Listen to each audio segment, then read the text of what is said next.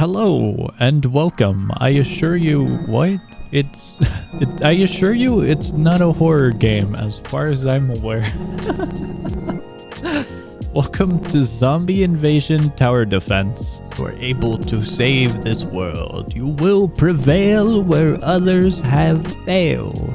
But time is running out. I cannot say more. You are on your own. Good luck.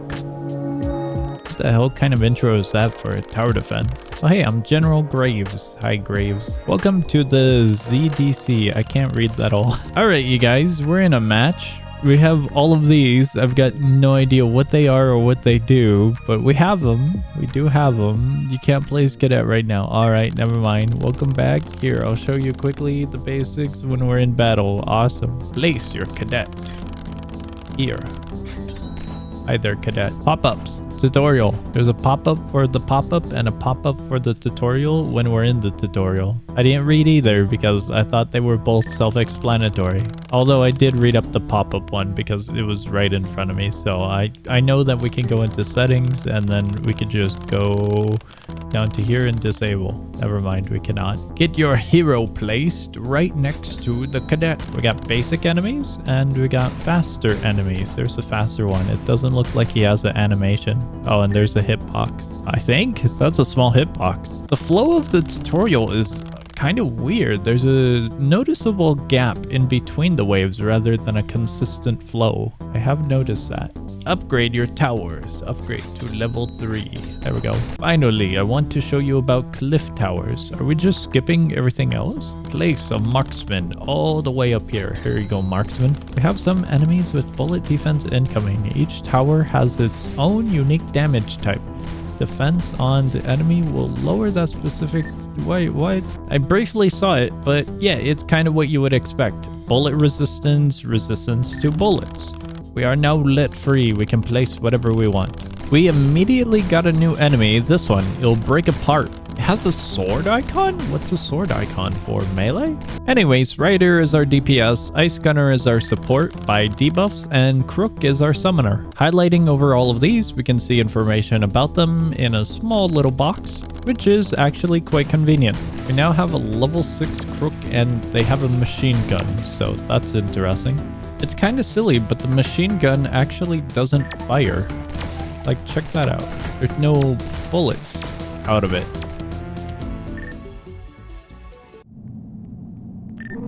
Despite winning, we get a very dark and gloomy ending by the looks of it. Your power is growing, yet you still have much more to learn. I'll be seeing you again. Goodbye, mystery man. Don't let me down. I'm gonna let you down. I'm gonna go lose easy mode real quick. For winning the tutorial, we got a few levels, we got coins, and 0 trophies, but we got tags. I'm not gonna lie, I don't know what to make of this game off of the thumbnails alone, because here, I'll put one up on screen for you. What do I do with this in regards to a tower defense game? Don't get me wrong, the game does have a few really cool thumbnails, like this one right here, and this one over here, but what does this one say about the game? Anyways, now that we're back in the lobby, we can get a little bit more situated with what we've got. Is there really no settings? Like, what if I want to lower the music? We got a shop. It opens up this. Side modes coming soon. Fan art and miscellaneous. An obby course, I guess? Sure. What was the purpose of that? Awesome. Why... Out of all the things, why an obby course inside of a tower defense game? Is there any purposes? One would assume that these would be like the lobby load up areas. At least TDX does it that way. And a few other games actually. But no, you just got a lot of rooms and stuff. Out of all the things, the interaction is here. I'm just saying if this looks like a queue up area, I'm gonna go to the area that looks like a queue up area for matchmaking. All right, let's actually take a look at things. Towers, we got all of these guys. Also, you can somehow just unequip everything if you have it here. You don't even need to be in a menu. You could just click it accidentally and then you're screwed. All of the towers are organized by different rankings, so bronze all the way up to diamond. Additionally, you have heroes, and these are all of them. Another cool feature that you can accidentally misclick and unequip is perks. So if I close out the menu and click over here, it goes away. Oh, I actually broke the game, so I can't equip it anymore. If you're wondering how I accomplished this, I really don't know. I've just been messing with things that I could click. But regardless, these perks look pretty cool because you can get some benefits off of them, and there's surprisingly a lot of them. I somehow fixed it, so we're good. We're good for now. When it comes to the profile, this is your player profile. Over in Roblox, it's just currency options and then 2 game passes. And that's actually everything. Why is this here when you can just double click menu? Over in the rewards, we got codes, daily quests, achievements, and hero tells. Daily quests are self-explanatory, achievements are a little bit cooler, and hero tells seem to be a way to acquire different heroes. By the way, I don't think we're supposed to have this much money because the price of a normal unit is 500, 500, 600, and then 700. And it's not like we can buy any of the different heroes given that they're assigned to quests. The same can be said for all of the perks. So with that, we're doing a science experiment. Okay, I'm on an alt account and yeah, we're supposed to have 0. Alright, now that we know that we shouldn't have 4,000, we're gonna stick with our 625 from the tutorial. And we will just buy 1 unit in particular. We'll go with marksman. There's no confirmation, no sound effect, no anything when making a purchase, so that was weird. Basically, player feedback. When hosting a lobby, we have this menu here, and you have to swap maps like this. Definitely a choice. Is there actually no other way to swap maps? What if there's like 50 maps in like a year and then you have to just cycle through all of them? Okay, this is really weird, but the question mark holds all of the information. That is so weird. Please just have this popped out by default. Little Timmy's gonna go all the way over to Happy Home and he's not gonna know that it's a hard map. Also, by the looks of it, we can get perks by completing a stage, so that's interesting. Additionally, there's modifiers. Now that we're in a match, we can actually see all of the different modes here. Of course, we're going with easy because we're just starting, and we can skip the timer, so that's convenient. The map that we went into is actually pretty cool. I like it. When it comes to the enemies, they got little silly walking animations, and all of these guys have bullet resistance by the looks of it of 10%. I'm gonna be real with you, easy mode might be a little bit too easy. We're clearing the waves before we can actually press the skip button. We now have Splitter, which I am still assuming is a melee resistance, and they split apart as the name describes. This guy is pretty unique. He doesn't have any animation. Same with that one. A lot of these enemies come jam-packed with a bunch of resistances or traits, and I have 0 clue what any of them are. I can't click on them for like a highlight or anything, and I don't believe there's any menu back in the main lobby that would actually tell us about them. Some of them make sense, like the explosion and the bullets, but what the hell does the snail do? Also, I take back what I said about easy mode, because it's got like a weird ramp. What I mean by that is it's super easy at the beginning, and then it kind of just throws everything at you. And sure, we could flood the map with a bunch of cadets and whatnot, but I don't really know if that's the strategy we want to go with. I will say this, the enemies are not all that difficult. I'm just surprised by the quantity. This guy's pretty cool. He's got a shield. He has barrier. I still have no idea what the 50% snail does. Okay, I didn't notice it at start, but yeah, heroes are pretty much exactly like they would be in Balloon's Tower Defense. They have a hero experience bar at the very top, and at the bottom you can fast track their progression with currency. However, that experience bar seems to only update after a new wave has occurred. Alright, we made it to wave 16 and we got a first boss. It's a giant shielder with 200 HP. So he has barrier and then he has a bunch of resistances. He's got boss, he's got snail, he's got green orbs. I don't know what green orbs are, but there's something. I didn't realize this, but yeah, you kind of have to scroll. Explosive bullets is what we got on this one over here. And I didn't know that because the UI is incredibly small and a lot of the text is really large. So our little sniper here actually does some crowd control, oddly enough. I'm kind of surprised. There's flying enemies and then we have our bullet type over here, but There's no invisible enemies, there's no summoners, at least in this mode, and as far as I can see. I mentioned those two because they're typical in tower defense games, but this one shies away from them for now. Also, we got a new guy somewhere here. I think new guy is this one, and this one, I don't know what he does, but he kind of died, so I guess we're good. So far, the entire journey has been health bars, so it's not really that interesting to witness or play through. The splitters have a new splitter called the splitter, and it splits into splitters that split into more splitters. Okay, the mecha does a stun, and he's our first actual enemy that does something. Alright, I got the last level for marksman. It is level 6, and we can have as many level 5s as we want, but we can only have one level 6. So that's pretty cool because this one's supposed to be really, really powerful. Okay, the boss is actually kind of cool. He's not exactly a health bar. He is, but he actually does attack our units with a stun ability. It looks like he might have a second phase, perhaps? Okay, he does a huge stun and then he summons. That would be really brutal if he was further up because that was a long stun duration. Alright, we got this. Pretty cool. That was a very tall boss, by the way. Oh, where'd he go? Alright, being honest, that wasn't so bad. You get a lot of stuff and only 12 minutes. That's really, really surprising. Alright, now that we're back in the lobby, I've been looking at this in particular, and this gives our towers 5% fire rate buff every level. Level 1 towers have a 12% less fire rate. Is that 12% permanent, or is it only affected when a tower is level 1? I also wonder if heroes are the same way with level 1. Regardless, we're gonna equip it, and we also got Crook now. Alright, I am really curious to see the different difficulties, so we're going over here to casual. Yeah, the map design is really nice. This one should be a super easy map. This one does not feel like it should be an easy map. The other map was a little bit harder than this one, design-wise. Okay, yeah, check that out. We have a -9% and a -7%. When it comes to the enemies, we're finally fighting a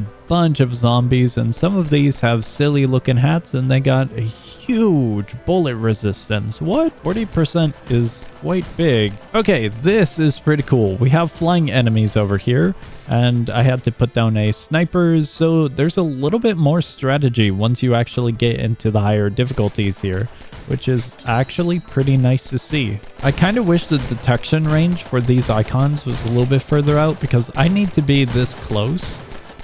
Because right about here, I lose all of the icons. So if I'm zoomed out like this, I can't see them. I gotta be really close. These are actually pretty cool. Once they reach a certain health point, they will chuck a little zombie from their back and these little ones will run away. I don't know why, but I think this big giant guy is glitched, so that's fun. I'm pretty sure they're supposed to move and this one boulder is stuck right here now. Alright, we finally did get to see a summoner, and here he is as a boss. He's got some resistances, but for the most part, this big giant guy is going to be his wall. Wow, this is really bad. Why? Why is this a wave? The pacing of this game is kind of fast. It's not too fast where it's overwhelming, it's just kind of sped up feeling. Here is a knight. He has one shield, apparently, and a bunch of resistances. I don't know what it means by one shield, but I guess we'll figure that out. I really wish there was a spot that showed all of the statuses or something, because I'm still confused by the snail. It really didn't seem like the one shield on the knight did anything. Maybe it's a flat damage reduction, but I thought it was going to be like barrier, where he has more than just the health shown. A lot of the waves are kind of just becoming an amalgamation of tons of enemies. Crowd control would do wonders here, but also it kind of feels like filler because we've seen a lot of these already. Okay, on that note, we finally have a different unit, and these guys are flying, so I'm a little bit worried about our snipers. Never mind, they managed pretty well, surprisingly. Also, some of the designs are pretty cool. I don't know. Here we go. I was gonna say, I don't know if you guys can see it, but this guy right here is very, very fast, but it's kind of indicated with the theme here. All right, one more boss, and this is a Templar. This guy has more of that blue snail, so I guess I need to worry about him. Oh, he actually does something. No way. He attacks all of our units over here all at once, so that's a little frightening. Yeah, it's more of a crowd control. I kind of wish I saw a swoosh or something to see the indication of how far he attacks, but I guess this is all right. All right, we're at wave 30, and we got these guys over here. This one's my favorite. This one's my new favorite right here. His design is just kind of perfect for what he does. He's supposed to be a fast unit. He's basic, but he's all right. Okay, max level for a hero is going to be level 10. Also, it looks like we got the final boss for this mode, and he's quite tall. I don't know if he does anything other than potentially summon. That looked like it was a mobility boost. Oh, he's got a force field. That's actually kind of cool. Never mind, these might just be natural summons, so he might just be a support unit for the summons that occur. We're already pushing through his final barrier here of what would be a phase, so I guess we're good. I think we over-damaged him to the point where it doesn't matter if he stuns. Wow. Okay, well, there he goes. The world went dark again. I got no words because nothing's actually happening here. I feel like something is supposed to happen, but nothing's happened yet. What? Nothing happened?